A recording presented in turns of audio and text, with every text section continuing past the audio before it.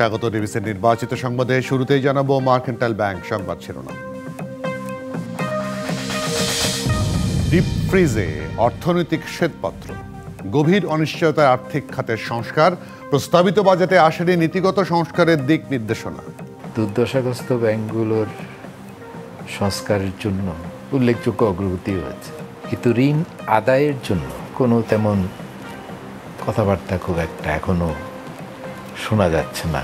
কিছু মোটা দাগের কাঠামোগত সংস্কার, রূপরেখা বা একটা রোড ম্যাপ, সেটা বাজেটে পাওয়া যায়নি। উপজেলা পর্যায়ে অধস্তন আদালত চালুর বিষয়ে একমত সব রাজনৈতিক দল।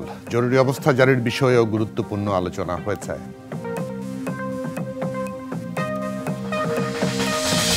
নির্বাচন যত দেরি হবে ততই পিছিয়ে পড়বে দেশ, ফেব্রুয়ারিতে ভোটের আশা বিএনপির। শত্রু অনেক বাধা দিতে চায়, আটকাতে চায়, দেরি করতে চায়, আমাদেরকে সেগুলোকে খাওয়া। যত নির্বাচনের দেরি হবে তত বাংলাদেশ পিছিয়ে যাবে। এখনো লেভেল প্লেইং ফিল্ড তৈরি হয়নি বলছে জামায়াত। সুষ্ঠুভাবে পরিচালনার জন্য একটা লেভেল প্লেইং ফিল্ড, কোনো দিকে না ঝুঁকে সবার ক্ষেত্রে সমাধান ভিত্তিতে যে গণদাবি উঠেছে এটা যেন নিশ্চিত করতে পারেন।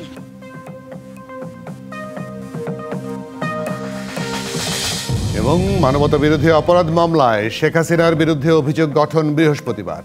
রাজনৈতিক উদ্দেশ্য প্রণোদিত বলছে আসামি পক্ষ।